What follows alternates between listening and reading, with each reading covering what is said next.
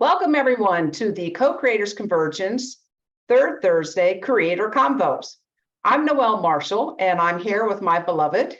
Hi everyone, I'm Bob Warner. We are excited to have you with us this evening in timeless time because some of you are watching a recorded later, but it's really the same time. Thank you for being with us, Patricia. Thank you for bringing her, Janet. And Bob is the keeper of our website, and this will be posted in the archives, co-creatorsconvergence.com. What I want to do now, I see there's some folks that are new to us. I want to tell you a little bit about Co-Creators Convergence. So Dr. Janet Smith Warfield is with us. As Bob said, she is our host for tonight, bringing her friend Patricia Daly-Lipe. And we're excited to learn more about the two of you. But hold on just a moment. We're going to have a little video about the Co-Creators Convergence, and then Bob is going to do a little centering, and then we will turn it over to you lovely ladies. So thank you so much for being here this evening. So stand by.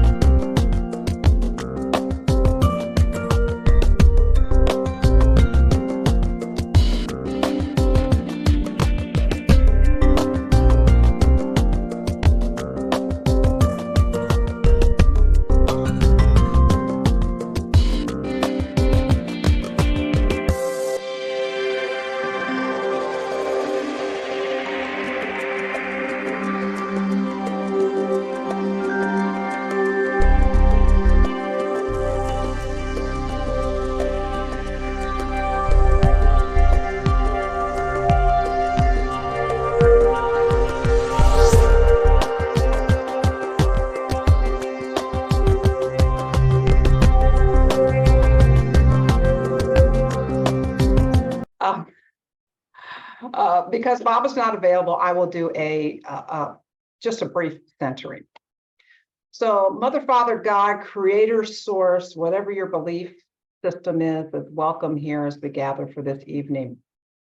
I'm thankful for the presence of Dr. Janet Smith Warfield, Patricia Daly-Lipe, that they are offering their time and community with us to share their gifts to the shift in humanity. We believe as we gather in community, we are stronger and we lift the vibration of the planet with each of our unique gifts. We each are magi and we bring gifts of the magi. So please join us this evening.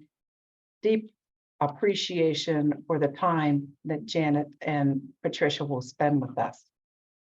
So I want to tell you a little bit about Janet, who is our host for the evening. She serves wisdom seekers who want understanding and clarity so they can live peaceful, powerful, prosperous lives. Sign me up. Through her unique combination of holistic, creative, right brain transformational experiences and 22 years of rigorous left brain law practice, she has learned how to sculpt words in atypical ways, how to shift her listeners into experiences beyond words, transforming turmoil into inner peace. Janet is a founder of Planetary Peace, Power, Prosperity, and the Prosperity Legacy Foundation, Inc. That's something relatively new to my knowledge. A semantic solution to the human-created suffering on our planet is what she brings. That is her magi gift. So Janet, I am going to turn it over to you to introduce Patricia and host this wonderful evening. And thank you all for coming. Well, thank you so much, Noelle. I don't know where to start with Patricia. I can tell you that. The focus is going to be on her book tonight, Myth, Magic, and metaphor.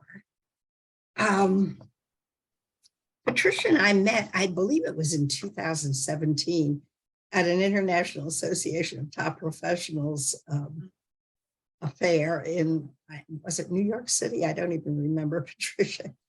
I spoke that night, and I was giving away copies of my own book, Shift, Change Your Words, Change Your World. But Patricia came right up to me afterwards, and she gave me this. And we've been friends ever since. We haven't That's all. the original copy. This is what it looks like now. Oh, okay. All right. Basically, same. Same Probably. content, but just revised edition. Okay, I'm wondering if it's the same words or whether it's just the same energy transmission. Hopefully, Same words or not? pretty much, yes. Okay, all right. So, yeah, journey into the heart of creativity, and that is what this book is about. It is so full of these amazing quotes from people who wrote 2,000 years ago, Aristotle, for example, then more recent people like Teilhard de Chardin. Couple in the back really, well, a lot of stuff in here really hit home, but you know, a quote from Robert Frost, for example, a poem begins with a lump in the throat, a homesickness or a love sickness. A complete poem is one where an emotion has found its thought, and the thought has found words. Mhm. And another one, this is from, it's paraphrasing Carl Jung and Teilhard de Chardin. The fate of the world will grow out of what happens in the minds of men and women. Yeah. So this book has been awarded the New York City Book Award, the Global Book Award. Patricia writes, today in a cognitive technical society, people have become more and more removed from the instinctive aspect of the psyche.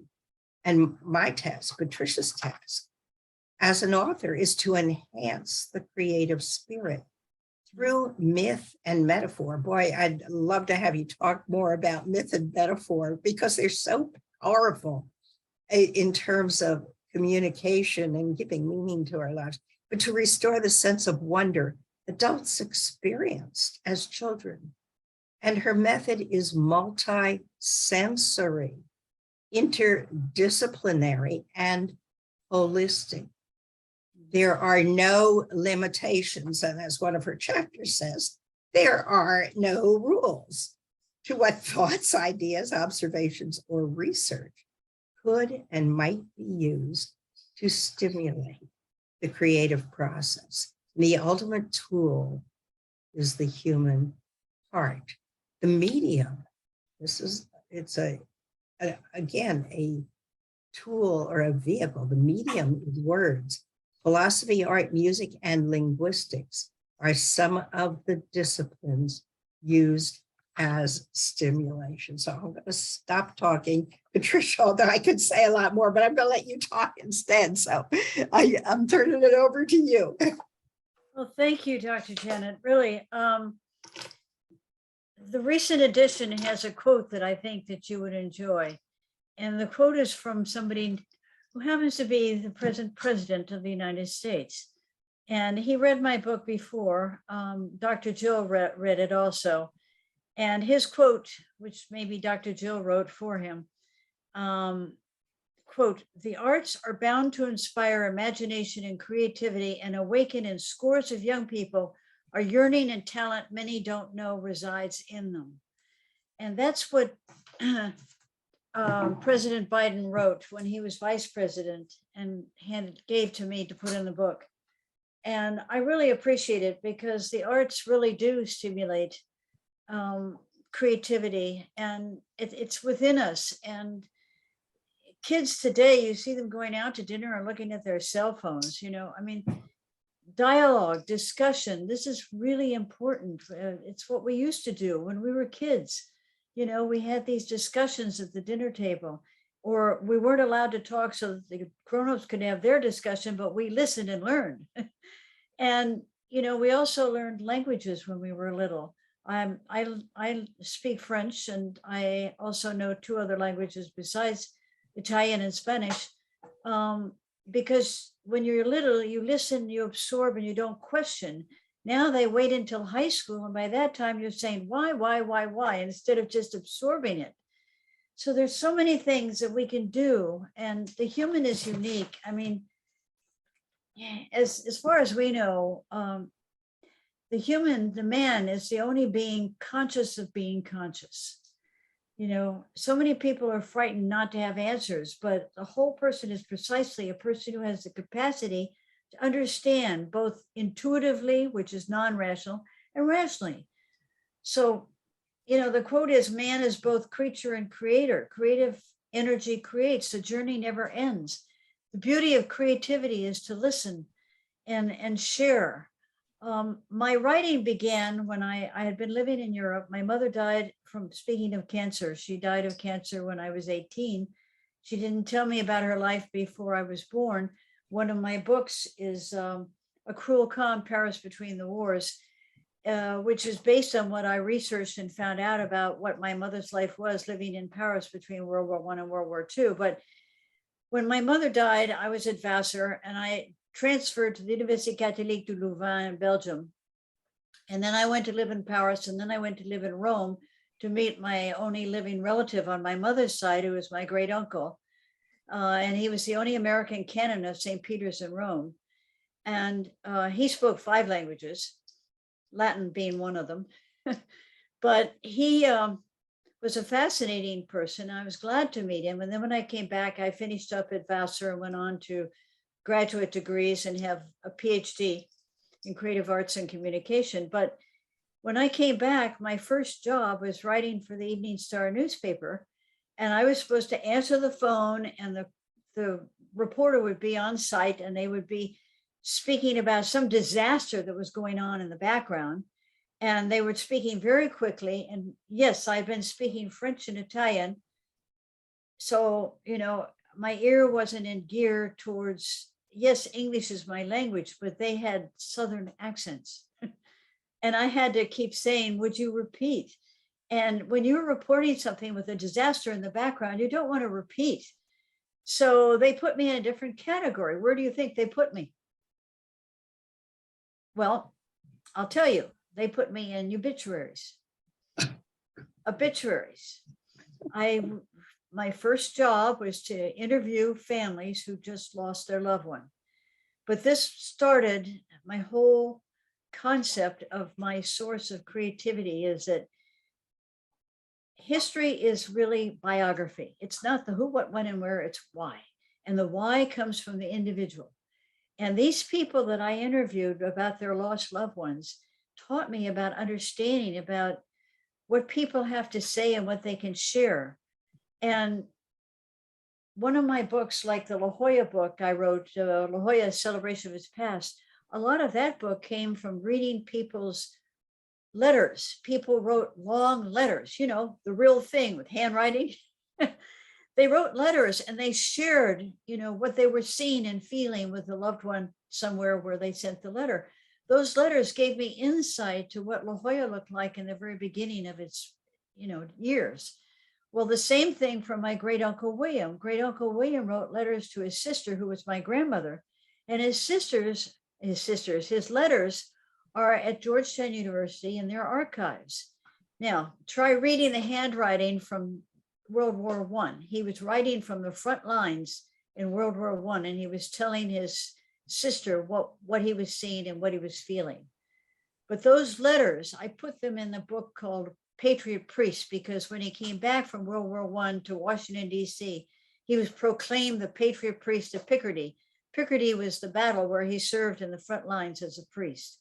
And those letters that he wrote gives you a firsthand perspective, personal perspective of what it was like to be in World War I. And it gives you a feeling for the time. As awful as it was, he had compassion. He was a priest. His understanding, they're beautiful letters that he wrote to his sister. And as I said, I included those in my book. And he never told me any of that when I met him. And so it wasn't until he had died and I was asked to write a book about him that I read the letters and found out about his serving the troops in World War I. He never said anything about it. He was very happy, jovial, wonderful man, had many friends. I even had lunch with the King and Queen of Denmark because their daughter had just married King Constantine of Greece at the time. And, you know, he was just the same with the King and Queen as he was with the little kid out in the street who was asking for something to eat. You know, he was all, it didn't matter. It's just being an individual who cares and having compassion for another. But it's within us, you know, we have it.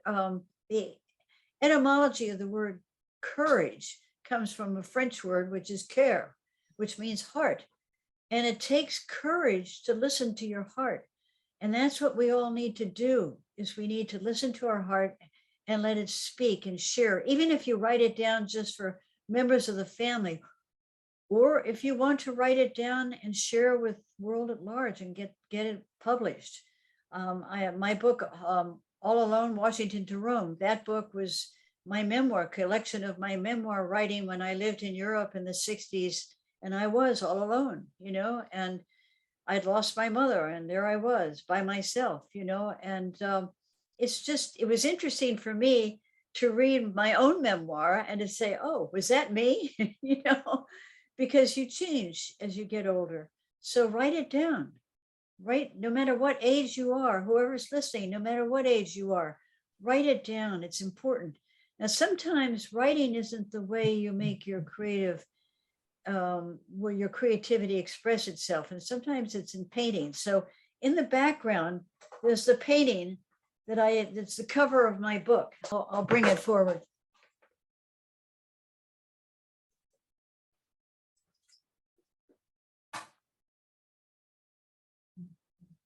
It's the Princess and the Unicorn.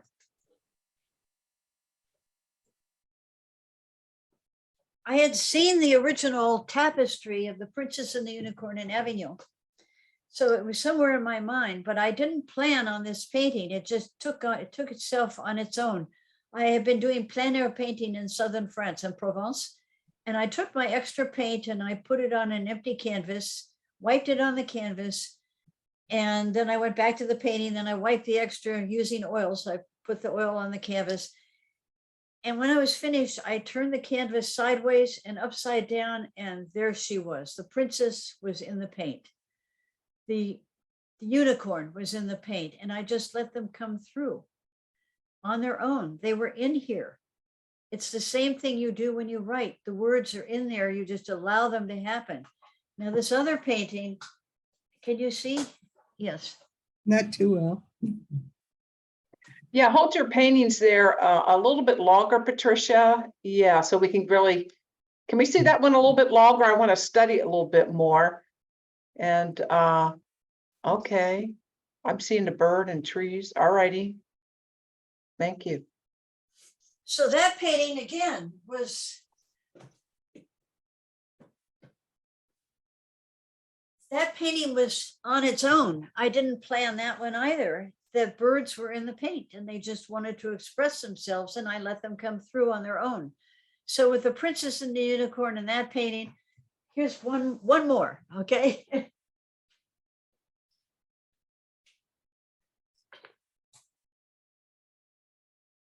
How many animals do you see? A lot. See fish and the whale and turtle and deer and dog and other things. A whale.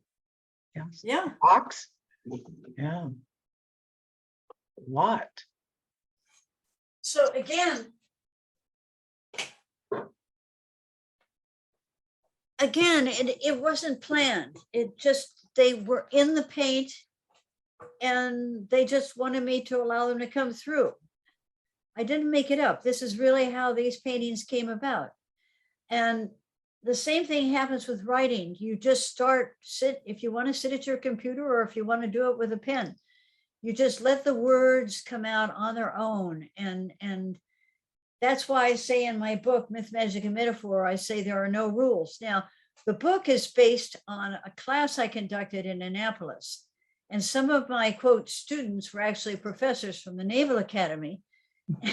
And you can imagine when I said there are no rules, you know, what? The Naval Academy, no rules? You know, but they stuck with me. One of the professors signed up actually for 4 of my classes, and he did a beautiful job. I was really very pleased. But you just allow it to happen. Everyone has their own stream of conscious, their own way of expression, their own source of creativity. Whatever you saw and felt will come through because it's in there, and you just have to allow it to come out.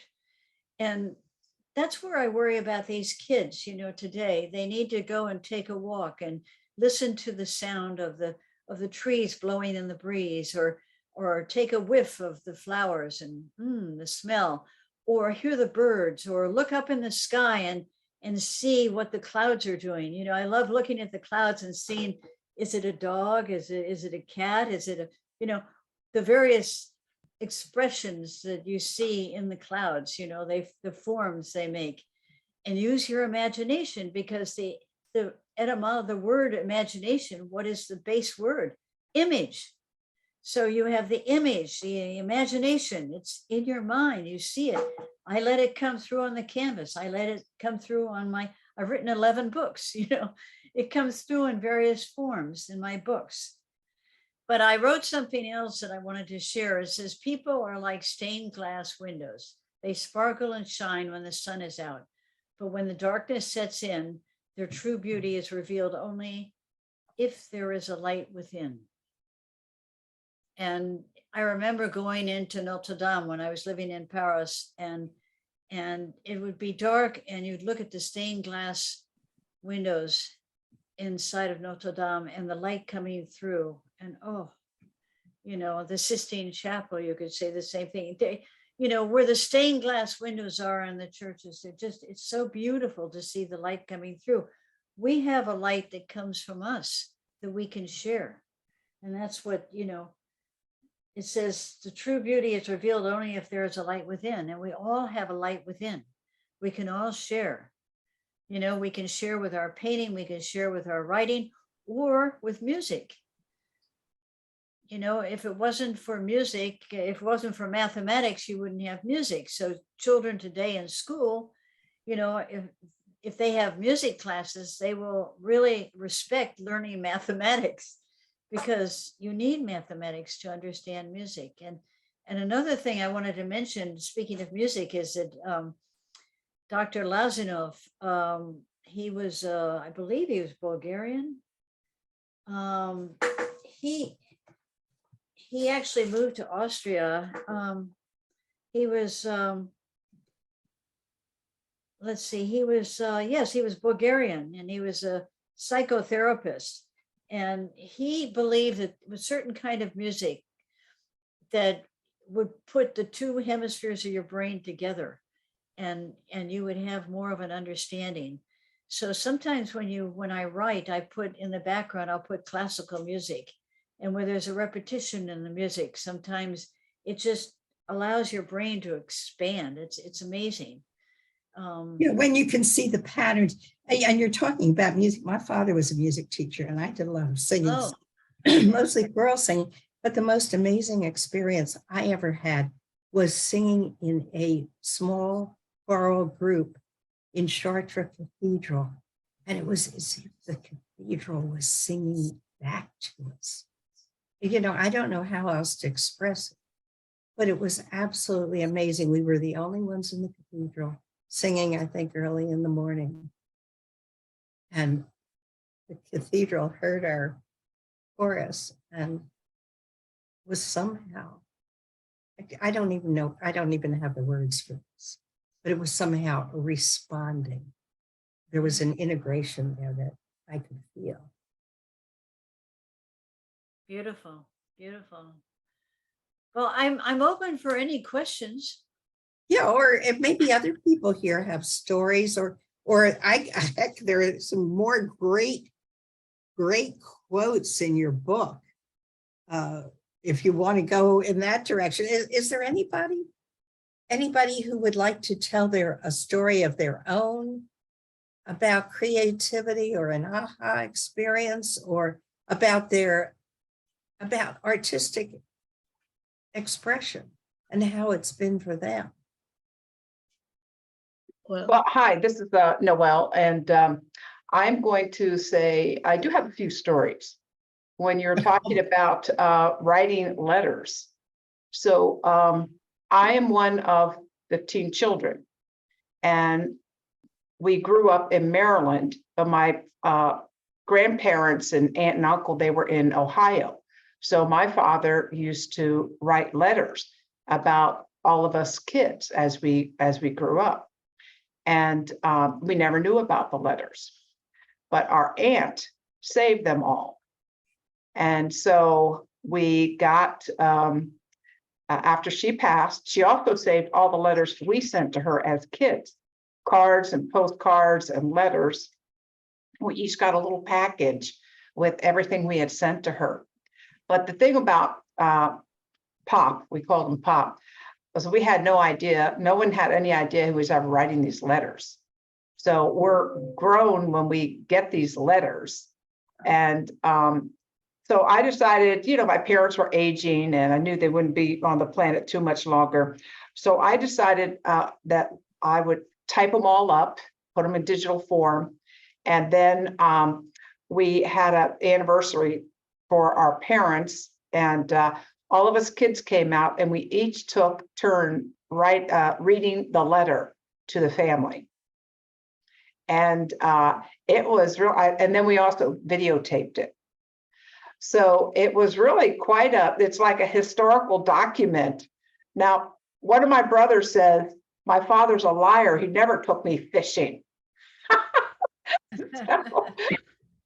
But it was, and then, my aunt, the same aunt who saved all the letters that we had written to her, it was really interesting. Like some people got really thick envelopes with all the letters and cards, and some got very like 2 letters.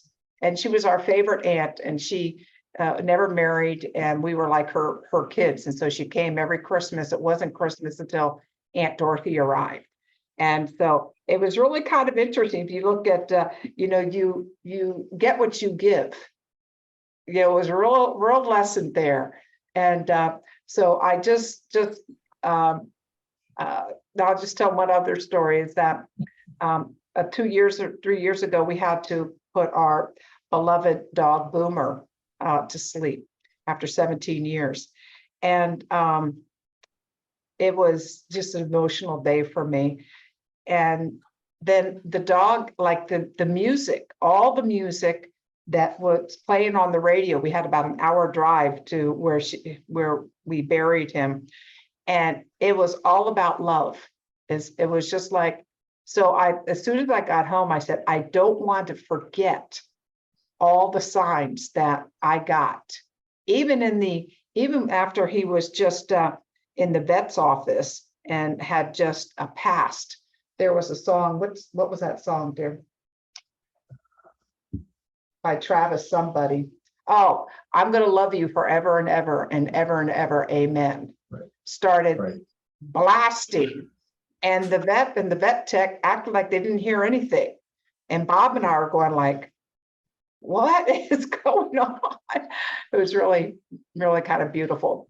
Anyway, you're just reminding me of some things I can relate to that you're talking about, Patricia, Janet.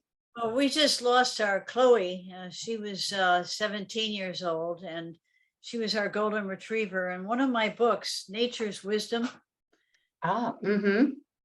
Nature's Wisdom, I have some of my dogs.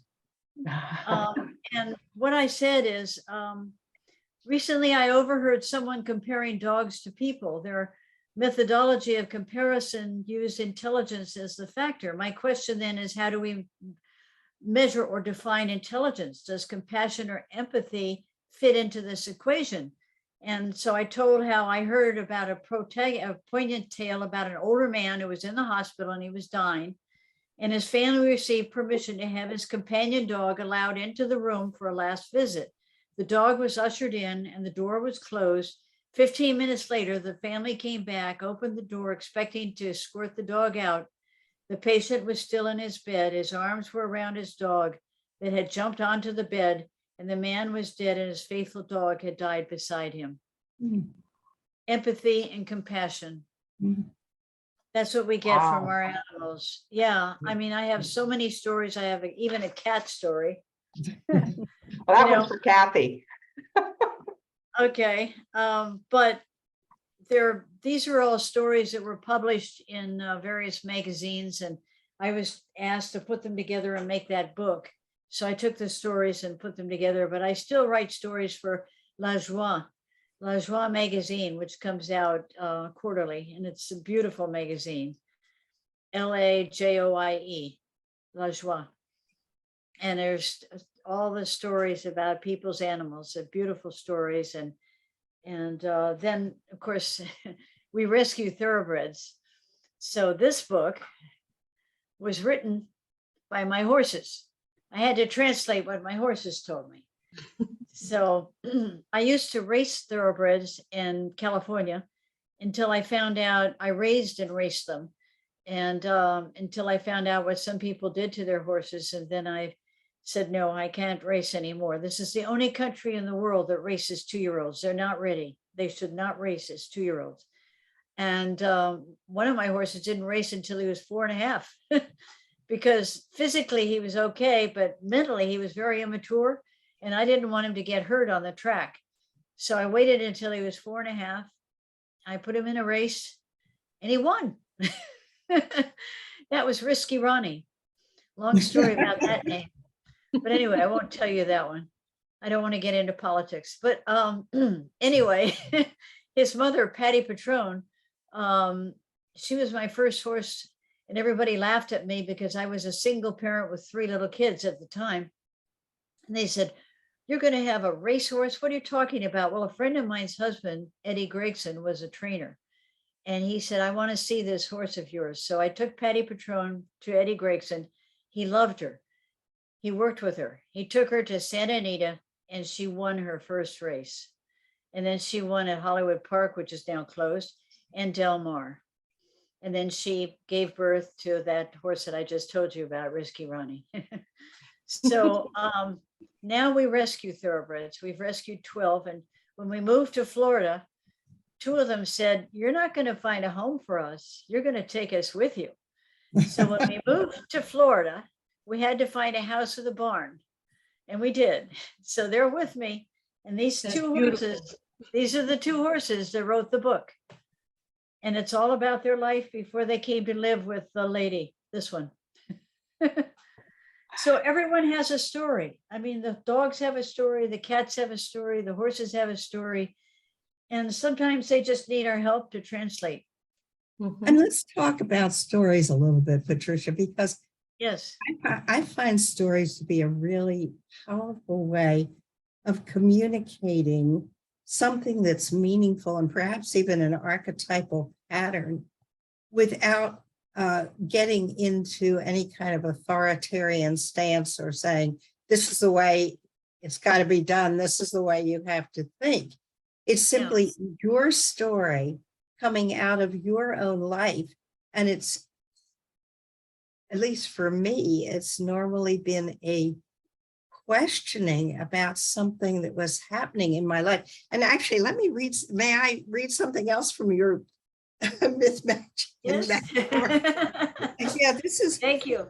as you say, as Hawthorne points out, words, though seemingly benign, have power. Well, the spoken and written word can be used to create beauty and value, which you're doing, certainly in this book. They can also have a negative effect on the world and humanity. if not chosen wisely. And I've had a lot of experience with that in my life. One vile word can hurt a person. A sentence can do even more damage because it can demean and devalue a person or group of people, induce embarrassment, and even shame.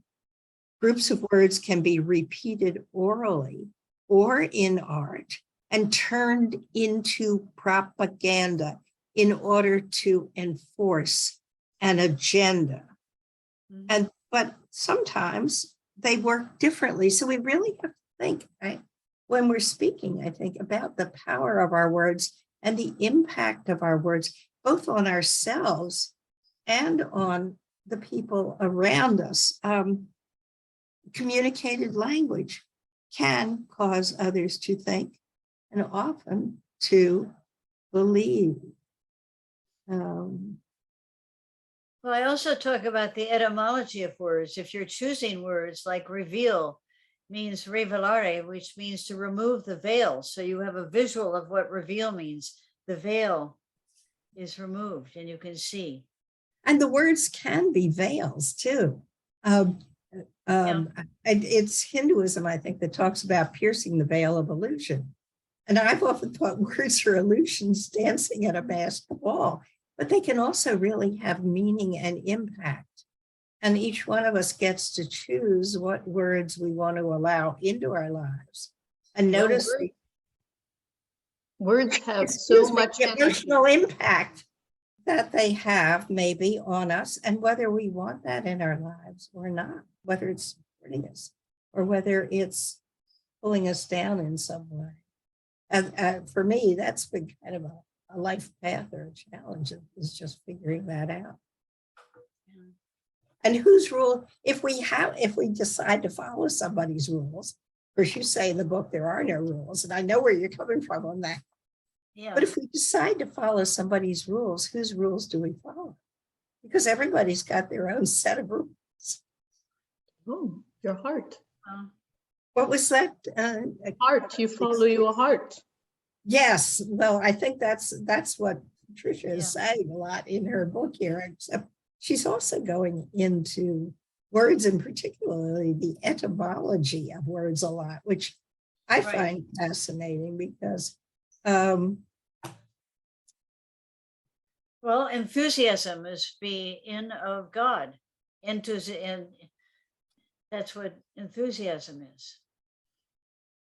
I like another quote here you've got from Toni Morrison.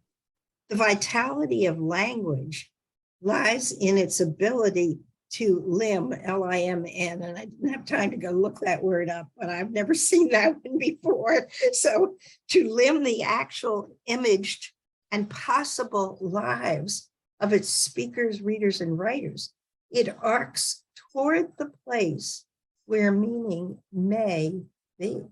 And it's probably different for each one of us, which is why you don't find the answers out there. You find the answers in here, which I believe you've also said in several.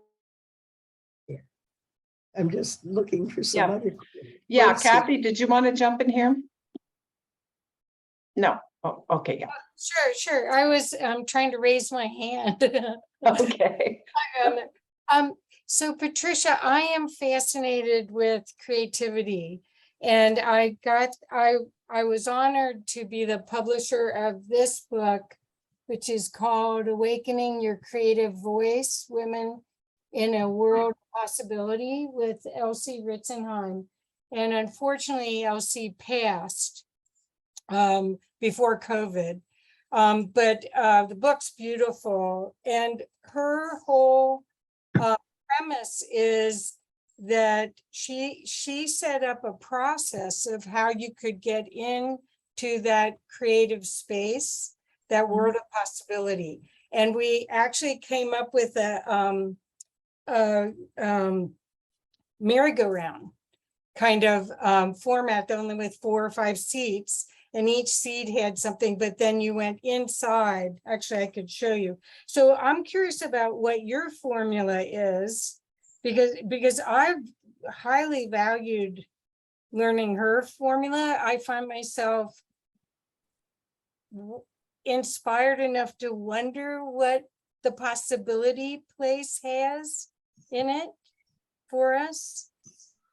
Does that make sense? Am I making sense to you? You're making sense, except formula ties into rules, and I don't believe in rules. Well, it's more like process. So let's say we're in a meeting and you want a creative solution. And so this was her diagram, if you can see it. It's a, see, as I said, it's a circle with, and so what she said, it wasn't that you had rules, it was that you could go from any one of those circles or outside the circles and look Yes. at the information from it. And so that's why I was wondering how you, for instance, if you were in a meeting, so this is assuming we're co-creating. This is assuming it's not just a singular activity where you paint and the paint flows, or the art tells you what to create. This is the idea of, since we're in co-creators convergence, of co-creating using some techniques that you might recommend. I don't know if you can see that. Can you? Like a mind map. Yeah. Barely. Let me make you speaker. Yeah, you're already on speaker. Okay. That didn't work. You go from inspiration for breathing in, divine guidance, intuition. It goes down to creativity, which goes out to imagination, exploration, suspense, experience, life events, excitement, curiosity, thinking, observation. There are other, it's hard to, Which book is that in? Yes, myth, thank magic, and metaphor. Oh, perfect. Okay. Okay. Thank you. Yeah, I just Um, was curious because I want to learn how to be more creative, and I want to learn how to be a better co-creator. So that's why I wanted to come tonight, was to hopefully get some pearls of wisdom from you. So So, a okay. triangle. So it looks like there's number one, number two, number three. Yeah, All right. I can see it, but I can't read them. Maybe we should have had a slideshow.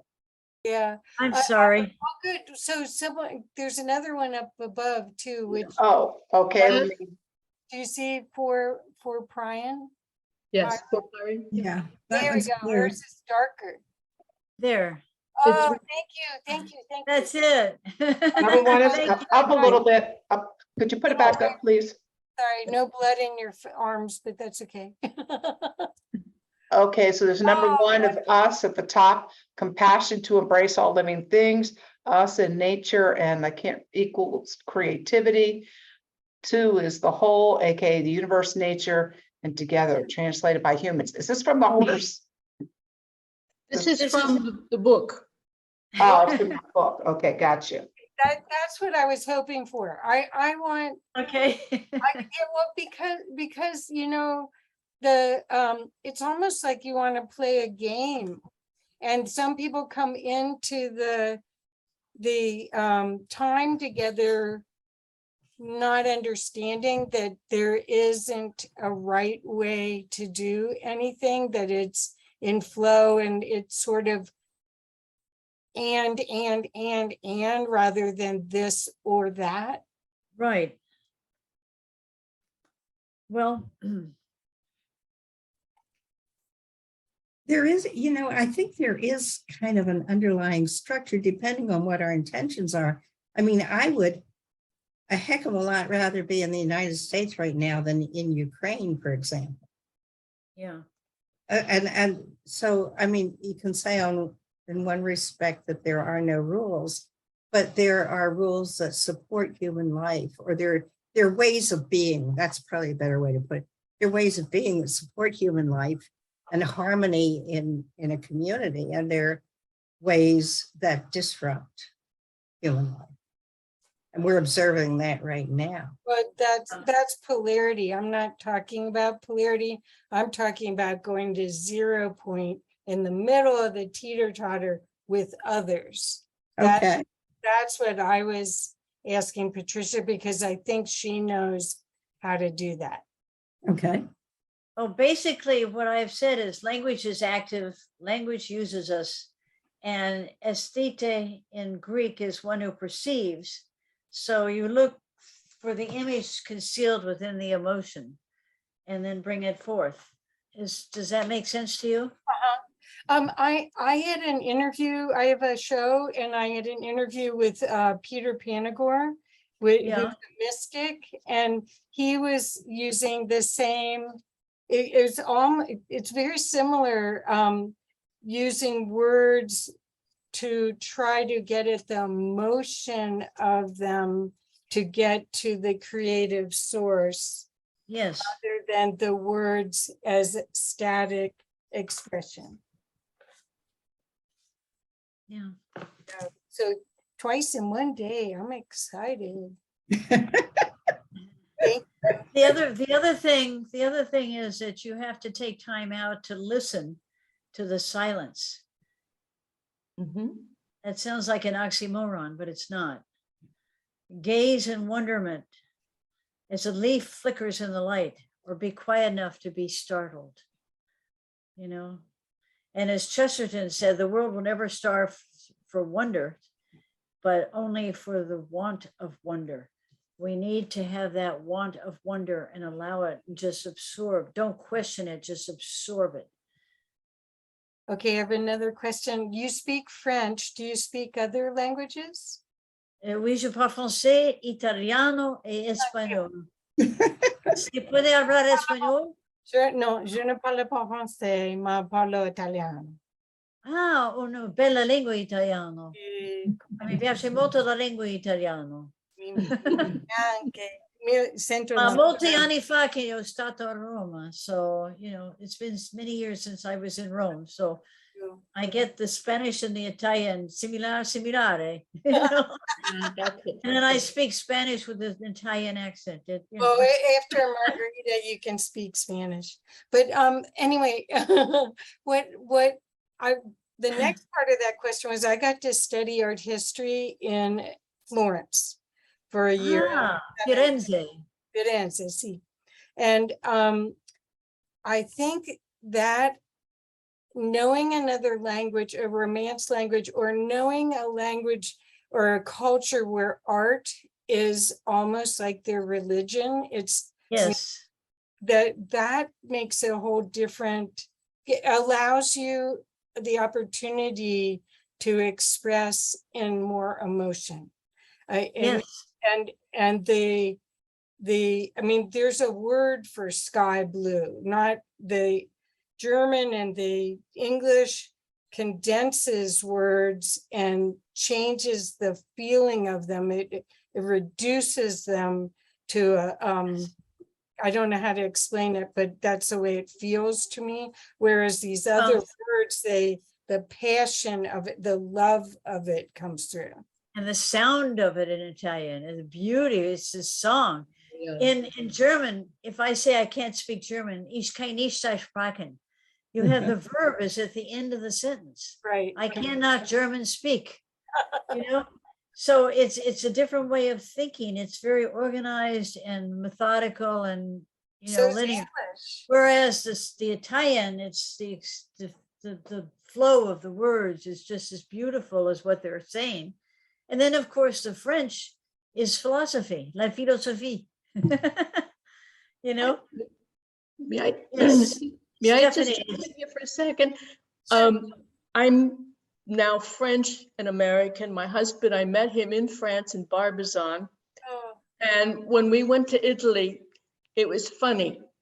He never cooks. His mother was a cook. And we met a man who was Italian in Florence. I love Florence. okay. I've been there many times, but these two men were discussing food, how to cook. And you're going, what? You have all this beautiful art around you. And they're going, well, the French use butter, the Italian use olive oil. And you're going, oh my dear. But when I went to Italy, it was easier for me to speak Italian than it was to learn French, even though I'm now French. Patricia knows all the whole story. But Yes. the art, when I went there, I felt alive. I felt home.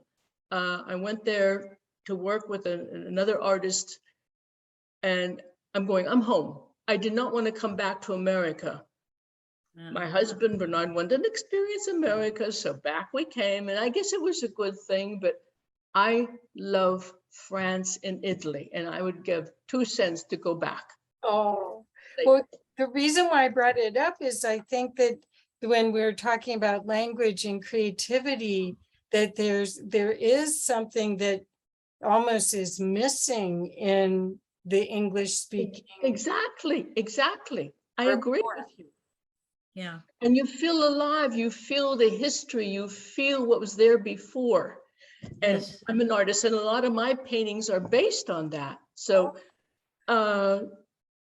and reading Patricia's book, I love this book. It's really amazing. Thank you. Seriously. It's got some wonderful stuff in it. Yeah, I'm just saying, and looking at a couple of things here. The inspiration itself is beyond words. Yes. And then it perceives without words or concepts. As the and this I think is from Buddhism, but truth in quotes, comes as a sudden flash of understanding. It is outside of time and space. It is beyond words. Yeah. It's true. Yeah, words are really just limiters. Well, they're placeholders for experiences. They simplify, and they're like fingers pointing at the moon, but they aren't the experience of watching a full moon rise, or they aren't the experience of snorkeling over a gorgeous reef, or the experience of walking a beach at sunset as the sun's going down. But sometimes when on the other side of the fence, when you're writing, the words open up all of a sudden, you let the words flow, just like you let the paint flow, Stephanie. You know, something comes out that you didn't know was there because you've released it. And no matter what you write, I mean, I've written 11 books, they're all different subjects, but in every case, what have they got in common? I wrote them. That's what they have in common. Based on your own life experience. So it's what you put into whatever I'm researching, whoever I write about, whatever my books are about, you know, somehow I'm in that book because it was my choice of words. It was my choice of expression. It was what I saw that needed to be placed in the book having to do with that individual or that event. And that happens for all of us. It's our choice. If we choose to allow it to go out into the world, or down on the paper, or out on a canvas with paint, or singing, whether it's solo or in a small group or a big chorus, or playing in an orchestra. It's interesting to me because I think of singing in a choir as being kind of a metaphor for life. You have to learn your own part. You have to be able to hold your own part. You have to listen to the other singers, and you have to watch the conductor. And when you're able to pull all that together,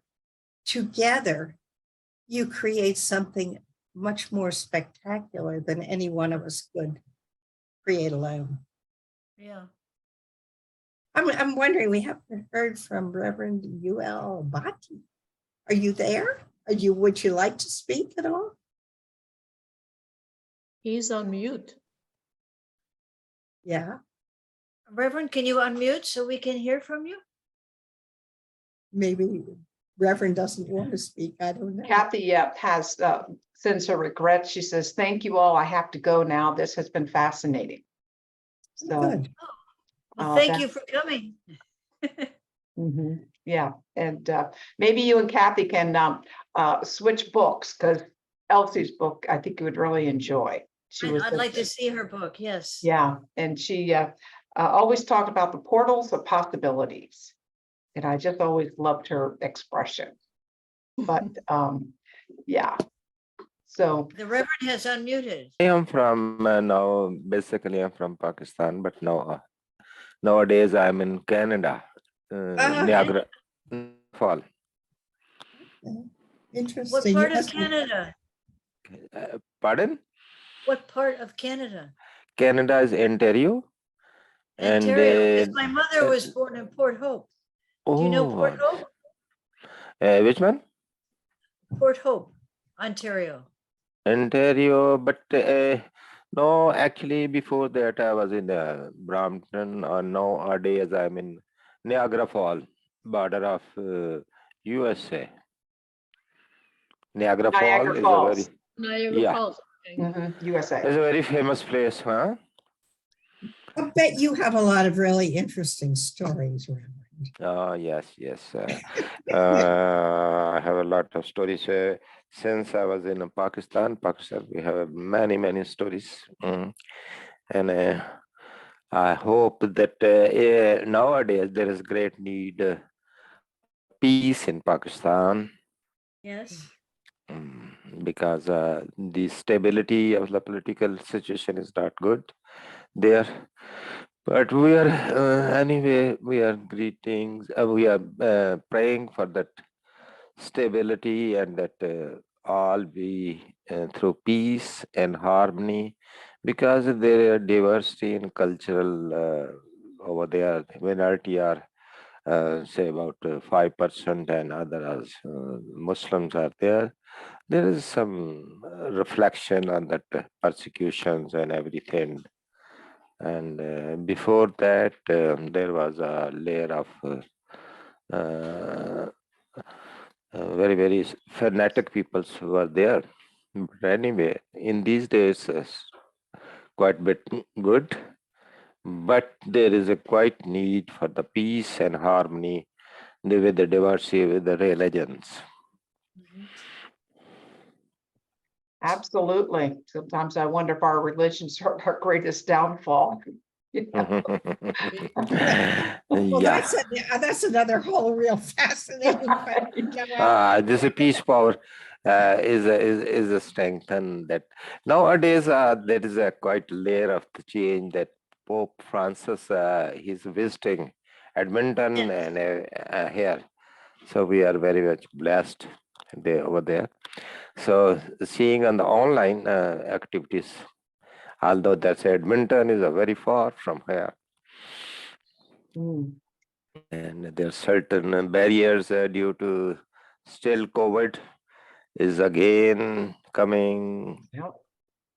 Yeah, these Yeah, are the the COVID things. is getting, we're in Tennessee, and we just went back up on high alert. Yeah, Oh, yeah, God. yeah. Yeah. Well, So these are the. we just So- heard on French news tonight that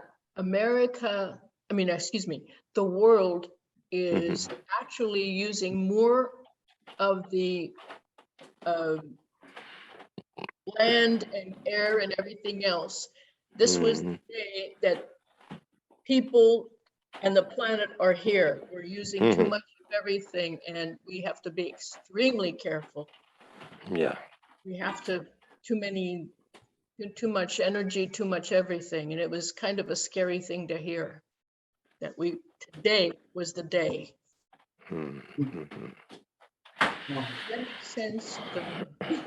My brother is head of environmental control for the United Nations.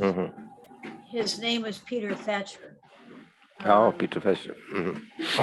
And he told the world years and years ago, before Al Gore, he said, he warned, he said, this is what's happening. Global warming is real, and we need to take care of ourselves for the future. We need to take care of the planet for the future. And that was many, many years ago. and nobody listened. He even gave a talk in front of Congress and nobody did anything until Oh now. my God. But now our president has just passed a bill, which is the first step into cleaning, Mhm. to clean our atmosphere. We have electric cars, we have an electric car, so we have solar panels on the roof of our house. Mhm. Everyone should. We need to take it as humanity together and clean the Humanity. planet, Humanities together. no That's matter good. where you live. Mm. Well, I made that comment about religions, but I'm also part of United Religions Initiative. United Religion Initiative. Who's speaking? I Saying am United. Noel. Noel. So I would also let you know that I am much involved in a United Religion Initiative in Pakistan when it was born in 2000s, and thereafter I joined that as a volunteer. Thereafter I served there as a executive secretary of URI Pakistan. So nowadays we have also a small group, a better community for all Pakistan. And in Canada, I have a group with that, a better community for all Canada. So I'm so happy to see your voice of the URI. God bless you. Thank you. Thank you. Yes, we have a wonderful group here, and some of our members were some of the founding members of Yes, URI yeah, in that. yes. And we're kind of getting a little bit off the subject here. So Patricia, do you want to get us back on subject with some of your stories and creativity? I love hearing from you, and thank you for hopping in, Reverend. I know you've come to some of our calls before. I've always loved to hear your wisdom. You're always welcome here every Thursday night. And we have some more calls coming up. So over to you, Patricia. Well, one other book was Helen Holt. Helen Holt asked me to write her memoir. She was 98 years old. And I did it as quickly as I could because of her age. She was very happy with it. She lived to be 102, I believe, but just an amazing lady. But again, the point being, if you get their stories, you learn so much about the past. And the quote is, if you can't learn from the past, you're bound to repeat it. You know, we need to learn. And the way we learn is the personal perspective, like Helen Holt tells her story. And, you know, of course, my horses told their story. And in La Jolla, you know, in the La Jolla book, you know, these stories, I have 2 La Jolla books. And now the latest one, which is Miami Yesteryears, you know, talks about the history of Miami and the fact that, well, actually, it was my grandfather who created part of Miami, Palm Island, Hibiscus Island, and Point View. And people thought he was crazy. And he would take people out in a boat and he'd point in the water and say, this is where you're going to live. What? And he dredged and created Palm Island, Hibiscus Island, and Point View. And, you know, I never met my grandfather. This is my father's father. But it was very interesting, and also found out that it was actually, with all due respect to Reverend, it was a woman who allowed Miami to be developed, and Julia Tuttle. And so I have her individual story of how she was able to get the area developed. But, you know, I think the point I wanted to make is that everybody has a point of view. Everybody sees the world their own way, and you need to listen to your heart. You need to believe in yourself, and you need to share your experience, whatever it is, so that somebody can learn from you. Wherever you've been. Yes. Can I read another quote from your book?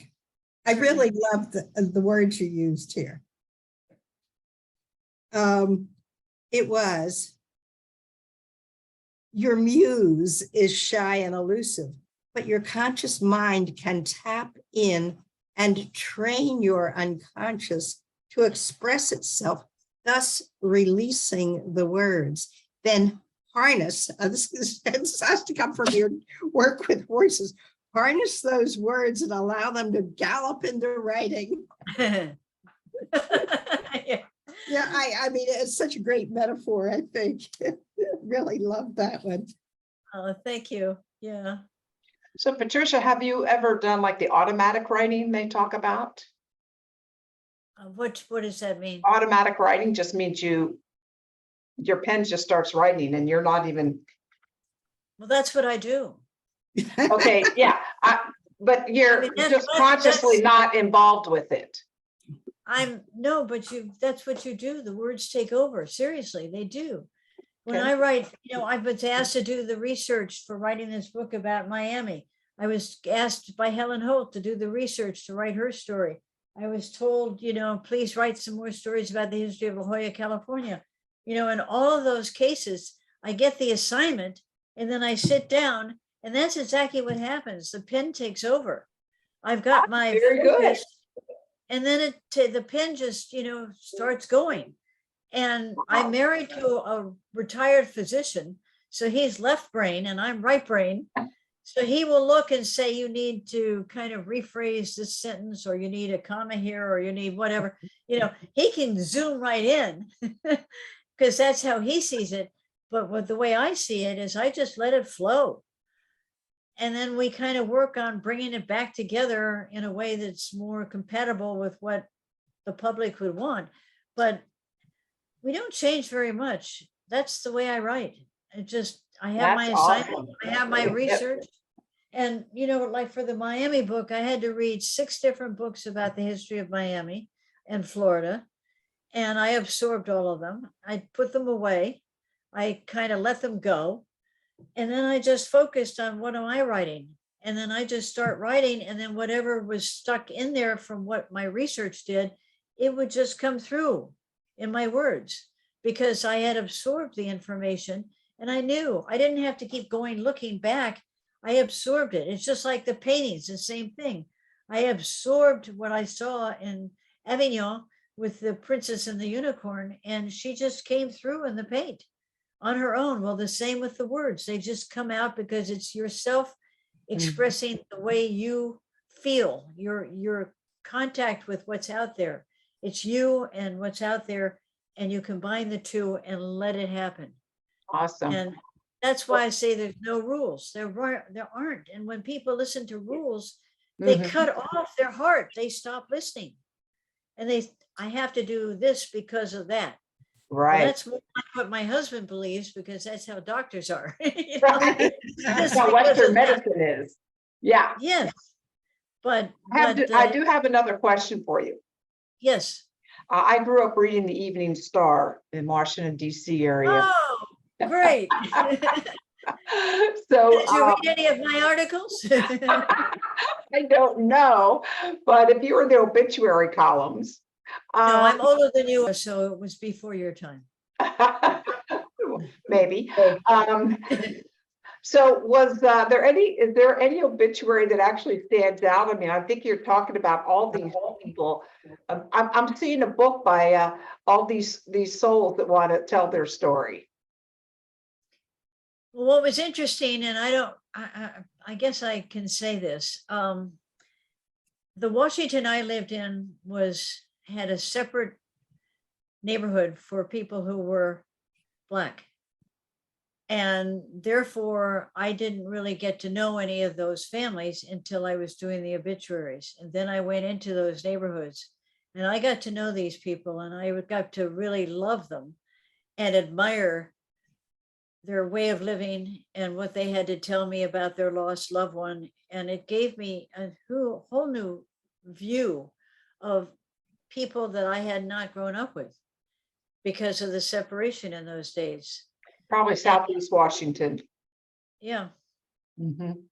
Yeah. Wow, that's really interesting. And even where I lived in Georgetown, we had a separate section of Georgetown that was just for the citizens who were Black.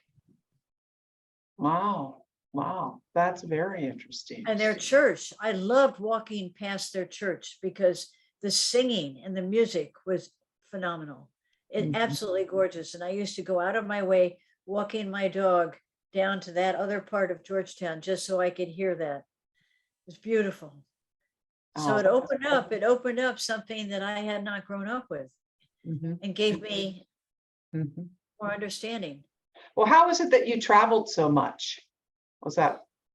Well, my mother lived in Paris between World War I and World War II. And so my mother and grandmother, my grandmother's father was consul general to Geneva. So my grandmother and her brothers, the one who became the priest, and all her other brothers, there were 7 boys and 1 girl. And they all grew up in Europe. So she went to Sacré-Cœur outside of Paris to school. So when my mother was later, when she got married, my mother was born, she had a nanny who was a Mademoiselle je ne sais pas quoi. She was a French gal. And so they would speak French all the time. So when my mother and grandmother got together and I was a little girl, my mother and grandmother would speak to each other in French, I think because they didn't want me to understand. So because I was little, what I said before, when you're young, you absorb. I absorbed the language because I wanted to understand what they were talking about. I didn't tell them that I was absorbing it, but I listened, and it was there and it was part of me. And so when my mother died, and I had a beau who was from Belgium, so I ended up going to the Université Catholique de Louvain in Belgium, in Louvain, Leuven, as they say in Flemish. And I loved it. I mean, because at Vassar, I wrote a paper defending metaphysics, and they said it was, quote, nonsense. Metaphysics was nonsense. That was at Vassar in the 60s. So when I went to Louvain, of course, metaphysics was one of the classes that I took because it wasn't nonsense. And they appreciated the paper because I translated and gave it to them, and they loved it, you know. So when I eventually went back to Vassar, they apologized and gave me credit for a class that they had canceled from me before. And then they went ahead and gave me my diploma. And so I got an American degree because I couldn't get graduate school with a Belgian degree. So when I finally came back from Europe, I ended up being able to go to get graduate courses after Vassar gave me a degree. But I loved living in Europe. You know, I finished and I have a diploma en philosophie thomiste, Thomistic philosophy from the University of Louvain. And then I went to live in Paris because I wanted to go to where my mother had lived. And so I lived there for a while. I was just a single girl doing my own thing, you know, and then I went, I had my dog sent to me, and I took my dog with me, Christian, and he's in one of my books. And Christian became very ill when he came to Italy. He became very ill, and tuberculosis was a possibility, tuberculoso, you know, and I said, oh no. So I brought him back. He had first class on the ship we took to get back to the United States. I was down below, but he was up above in first class because that's where the kennel was, up on the top. And so I got to go up there to walk my dog every day. But when I came back, I rushed through customs because I didn't want them to know that he had been ill. And I took him to the vet in Washington, D.C. And the vet did x-rays of him. And you know what the vet said? Well, let me tell you what I had done when I was in Italy before I tell you what the vet said. I had taken him to the home of St. Francis Assisi. I took him to Assisi, and I was given permission to take him in the church. And I asked St. Francis to please save my dog. I loved Christian, well named too, Christian. And St. Francis obviously listened, because by the time I got to the veterinarian in Washington, D.C., his response was, it's a miracle that this dog has survived. Thank you, St. Francis. No other explanation. And that's a true story. I love that dog. I love that dog. And he was saved. Yeah. That's a powerful story, Patricia. Yeah. Yeah, that's is that in your book? One of your books? It is. Yes, it's in Messages from Nature. It's I have a whole pile of my books here, or wherever it is. Anyway, yes, it's in that book. Here it is, Messages from Nature. And yes, the story the picture of Christian looking out, when we were in Rome, I have a picture of him looking out at the, where is it? Just a second.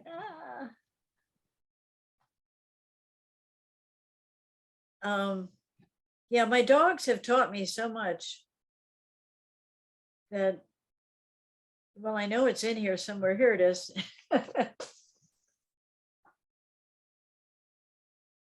Kind of hard to see, but Okay. we're gonna have to You have just you do a buy the PowerPoint book. next time. Yeah, I guess you have to buy the book.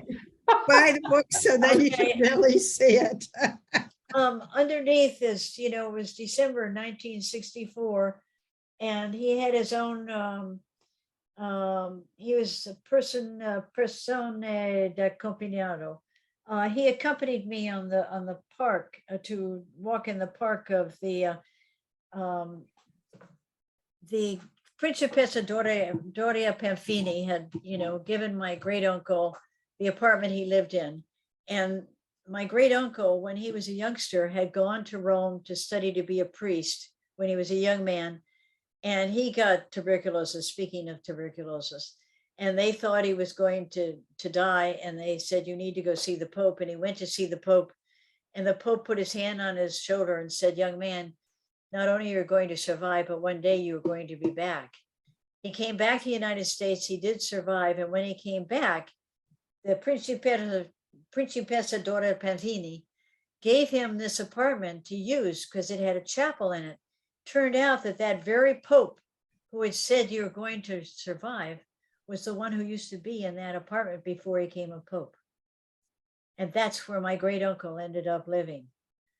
I mean, it's like things happen because they're supposed to.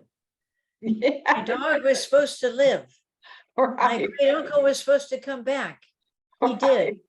He became the only American canon of St. Peter's in Rome, although he represented the Knights of Malta to the Holy See. But he was the only American canon there for years. Well, you just sound like a line of royalty in so many different ways. Well, yeah, do at least get this book. Yeah, I because think so. I think so. it's- I it's think we full do need of to, wisdom. we do need to close up. So I want to ask Janet and Patricia, if you have any final thoughts you'd like to leave listeners. We have had listeners on Facebook, and yeah, and we'll have the video out. So yeah, do you want to close this out? Patricia, you want to, or do you want me to read some more quotes from your book? Go right ahead. Go right ahead. Okay, let me see. It's the journey, not the destination. The Yes. creating, not the created. Yes. I love that. It is the journey, and it doesn't really end, because and with every step you take, and you're asking questions, you're getting an answer to one question, and that opens up a whole pile of new questions to go out and explore. Another quote from the book: there's so many avenues to explore, and every writer must find his or her own.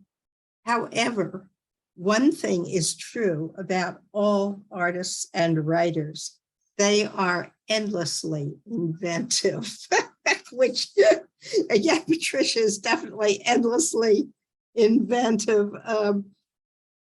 And to me, this is fascinating. Here's a quote from, is it Auden or Auden, Patricia? How do you pronounce that? Auden, who, Auden. Yeah, Auden, okay. How do I know what I think until I see what I say? Yes. And that's what you were talking about, this, what did you call it? Automatic writing. Yes. Automatic writing, that's what it is. You don't know until you see it. It's what a human being can do. We have words.